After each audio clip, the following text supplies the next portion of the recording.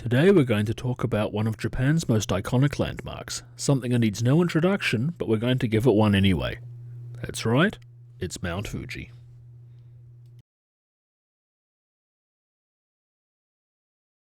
Hello honoured viewer and welcome back to the rest of Japan, where we endeavour to show you the parts of Japan that are outside Tokyo, Kyoto and Osaka.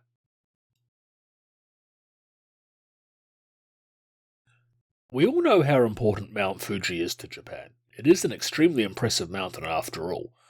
But to get a better understanding on what makes it so important and significant, we need to be looking not on Mount Fuji itself, but about 36 kilometers away in the city of Fujinomiya.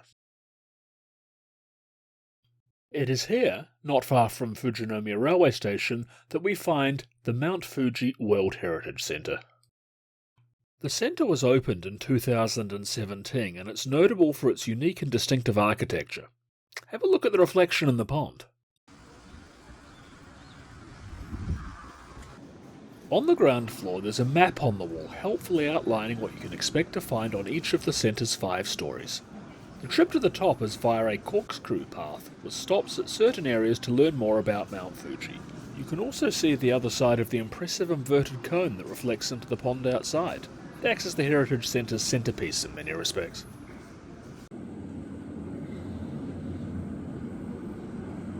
As we climb up the corkscrewing ramp, you'll see there are innovative wide video screens projecting images of the view from different levels and aspects of the real climb.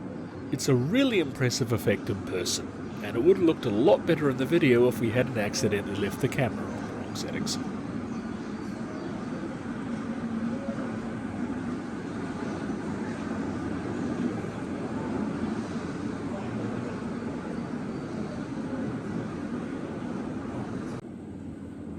There are some interactive stops along the way to learn more about different aspects of Mount Fuji, such as the Beautiful Mountain, the Fierce Mountain, and the Sacred Mountain. One of the really cool effects on the wall images are silhouettes of hikers climbing Mount Fuji. It helps bring the display to life and also means you don't feel like you're climbing up there alone either. The effect is really well done.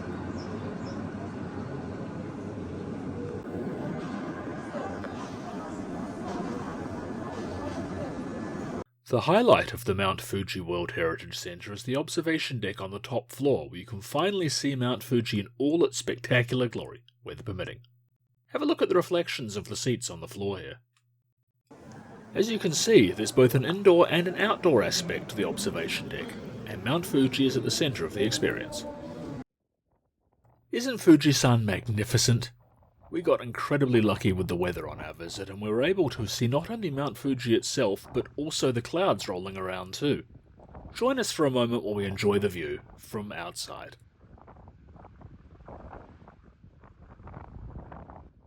Could we ask a small favour? Just while you're enjoying this wonderful view of Mount Fuji, could you please take a moment to click that subscribe button and like this video? It'd help us immensely. Thank you. While the Mount Fuji World Heritage Centre is in Fujinomiya, which is itself in Shizuoka Prefecture, Mount Fuji is important to all the towns and cities surrounding the mountain, and this display highlights some of the views of Mount Fuji from those places. Having contemplated the majesty of Mount Fuji, we're going to make our way down through the other exhibits in the centre. This map outlines the route. This exhibit is called The Nurturing Mountain, and it talks about all the animals and ecosystems found on and around Mount Fuji. The highlight of this area is a wall-sized plaster artwork by artist Shuhei Hasato representing the different layers of Mount Fuji. It's a stunning and evocative piece and well worth taking some time to properly appreciate. Our journey down the corkscrew path continues much as the climb did, and still with the impressive video displays. This display covers how some of the historic eruptions from Mount Fuji have affected agriculture in the area. There is another viewing area here, complete with a small outdoor garden. The garden was closed when we visited, but the view was still amazing. Once again, how could we resist the opportunity to sit for a moment and experience Mount Fuji on such a clear day? The stone artwork in the garden itself also provide a pleasant accompaniment to the view of Mount Fuji from this level of the centre. On the next level down, there's a movie theatre showing some excellent short films about Mount Fuji. We can't show you them for obvious reasons, but they're well worth watching and very inspiring. On the ground floor were exhibits relating to some of the rituals related to the pilgrimage up Mount Fuji, including a replica of a torii gate such as might be found throughout parts of the climb. The gift shop on the ground floor has a range of Mount Fuji products and souvenirs, from coffee mugs, hand towels and magnets, to a Mount Fuji cone hat, a must for the fashionable Mount Fuji enthusiast. The Mount Fuji World Heritage Centre is located a short walk from Fujinomiya Station and is open from 9 AM to 5 PM most days, and is closed on the third Thursday of the month. Entry is 500 yen for adults and free for students. It's worth every sen. The Mount Fuji World Heritage Centre is also close to the famous Fujisan Hongu Sengen Taisha Shrine, which is about a 5-minute walk away along the Kanda River.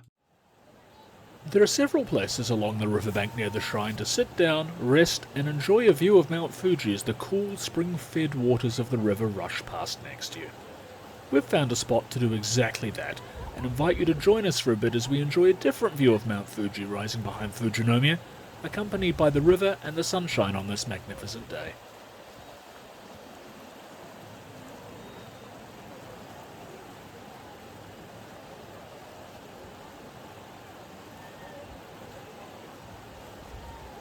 Thank you for joining us. We hope you've enjoyed the video, and we warmly invite you to subscribe to the channel, give this video a thumbs up, and join us on our next adventure as we explore the rest of Japan.